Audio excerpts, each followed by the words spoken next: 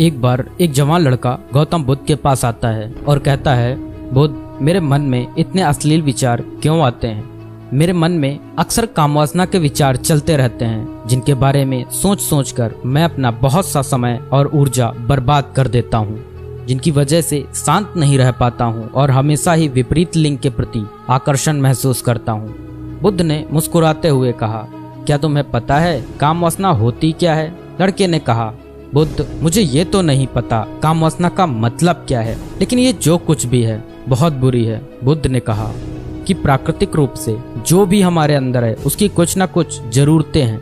वासना एक प्रकार की भावना है जो हमें किसी न किसी चीज की कमी का एहसास करवाती है। फिर हम उस कमी की पूर्ति के लिए उस चीज की तरफ आकर्षित होना शुरू कर देते हैं। जैसे अगर किसी के पास धन की कमी है तो उसके अंदर धन के प्रति आकर्षण यानी धन की वासना उत्पन्न हो जाएगी। तो वासना कुछ और नहीं बल्कि एक प्रकार की कमी, एक प्रकार की जरूरत का एहसास है।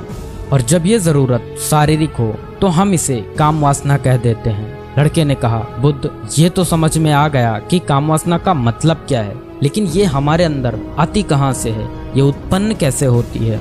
बुद्ध ने कहा, काम वासना कहीं से आती नहीं बल्कि ये प्राकृतिक रूप से हमारे अंदर ही मौजूद होती है और इसका होना जरूरी भी है, क्योंकि यही मानव जाति के विस्तार का आधार है।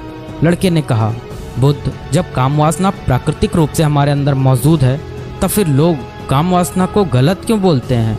बुद्ध ने कहा, ये एक बहुत बड़ी समस्या है कि लोगों ने काम वासना को गलत नजरिए से देखना शुरू कर दिया है, इसे दबाने की कोशिश करना शुरू कर दिया है। काम वासना का होना गलत नहीं है बल्कि काम वासना का बेलगाम होना गलत है। केवल उसी के बारे में हमेशा सोचना, केवल उसी के लिए जीना, केवल उसी को अपने जीवन का लक्ष्य बना लेना गलत है।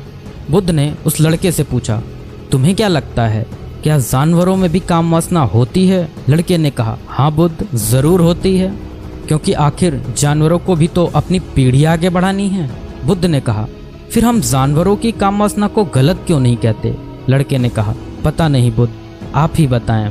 बुद्ध ने कहा, क्योंकि जानवर अपनी काम वासना का उपयोग सिर्फ संतति उत्पन्न करने के लिए करते हैं, उससे खुशी प्राप्त करने के लिए नहीं और ना ही सुख भोगने के इरादे से, क्योंकि जानवरों को प्रकृति ने इतनी सोचने समझने की क्षमता ही नहीं दी कि वह अपनी काम वासना को अपने क्षणिक सुख का आधार बना सके, जबकि हम इंसान अपनी सोचने समझने की क्षमता का दुरुपयोग करके प्रकृति में पाई जाने वाली हर एक चीज का अपने सुख और आनंद करने का प्रयास करते हैं।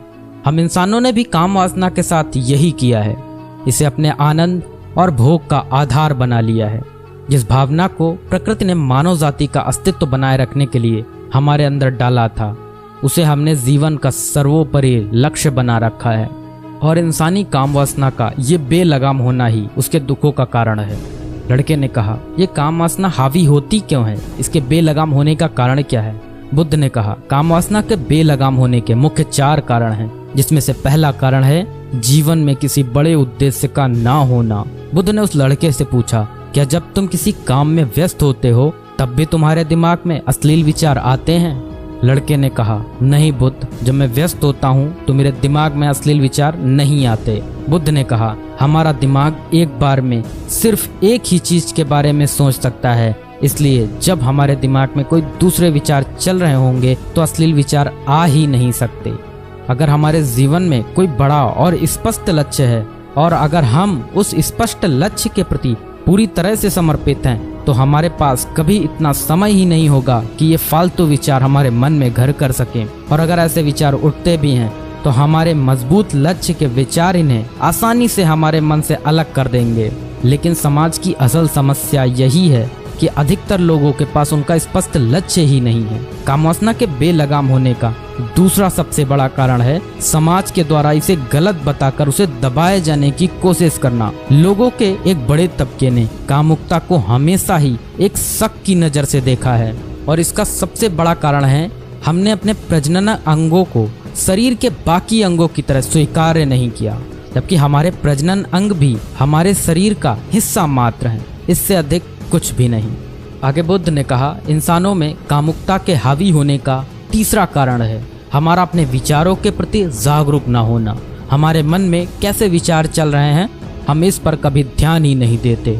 हमारे मन में उठने वाले विचारों के बारे में एक अनोखी बात यह है कि जब हम किसी एक चीज के बारे में विचार करते हैं तो हमारा मन उससे संबंधित और भी विचार हमारे सामने रखना शुरू कर देता है और फिर ऐसे ही हमारे मन में विचारों की एक श्रृंखला बन जाती है जिस पर हम उलझ कर रह जाते हैं। ठीक ऐसा ही होता है अश्लील विचारों के साथ। हमने एक बार किसी को देखकर अपने मन में एक अश्लील विचार पैदा किया, फिर हमारा मन अपने आप ही इन विचारों की श्रृंखला बना देता है जिनके बारे में सोच सोच कर हम अपनी बहुत सी ऊर्जा और समय बर्बाद कर देते हैं। इसलिए पूरी जागरूकता के साथ अपने अंदर उठने वाले विचारों पर ध्यान देना जरूरी है। बुद्ध ने कहा, अश्लील विचारों के हावी होने का चौथा कारण है बुरी सोच और अश्लील विचार वाले लोगों की संगति करना। कई बार ऐसा होता है कि कामुकता हमारे अंदर नहीं होती, लेकिन कुछ अश्लील लोगों के साथ रहने की वजह से यह हमारे अंदर हावी हो जाती है। इसलिए बुरे विचार वाले अश्लील लोगों से दूरी बनाकर रखनी चाहिए। लड़के ने कहा, बुद्ध, ये तो समझ में आ गया कि कामुकता हावी कैसे होती है, लेकिन इसे हावी होने से रोका कैसे जा सकता है। बुद्ध ने कहा, सबसे पहले तो तुम ये समझो कि काम वासना की ऊर्जा को रोका नहीं जा सकता, इसे सिर्फ रूपांतरित किया जा सकता है। और इस ऊर्जा को रूपांतरित करने के दो तरीके हैं, पहला है प्रेम और दूसरा है ध्यान। जब हम सच्चे प्रेम में होते हैं तो हमारे अंदर कामुक ऊर्जा हमारी खुशी और हमारे आनंद में परिवर्तित हो जाती है, लेकिन ज्यादातर लोग शारीरिक आकर्षण को ही प्रेम मानते हैं जो कि ऊर्जा का व्यय करता है, रूपांतरण नहीं। काम वासना की ऊर्जा को शरीर के अंदर रूपांतरित करने का सबसे सफल तरीका है ध्यान। ध्यान के माध्यम से आप अपने अंदर स्थित आनंद के उस केंद्र में स्थापित हो जाते हैं जिसके सामने दुनिया का हर भोग विलास फीका लगने लगता है। ऐसा नहीं है कि आप ध्यान में उतरने के बाद वो सब सोचने और करने में सक्षम नहीं होते, बल्कि आप उससे ऊपर उठ चुके होते हैं और फिर ये सब हरकतें आपको छोटी और बचकानी लगने लगती हैं। लड़के ने कहा, लेकिन बुद्ध, ध्यान की शुरुआत कहाँ से करें? बुद्ध ने कहा, सबसे पहले तुम खुद के साथ अकेले में समय बिताना शुरू कर दो, क्योंकि जो इंसान जिसके साथ सबसे ज्यादा समय बिताता है वो उसको सबसे ज्यादा जानने लगता है। और जब तुम खुद को जानना शुरू कर दोगे तो ये सारे भौतिक सुख तुम्हें छोटे लगने लगेंगे और फिर एक दिन ऐसा भी आएगा जो तुम्हारे चाहे बिना तुम्हारे दिमाग में किसी भी तरह के विचार उठना बंद हो जाएंगे।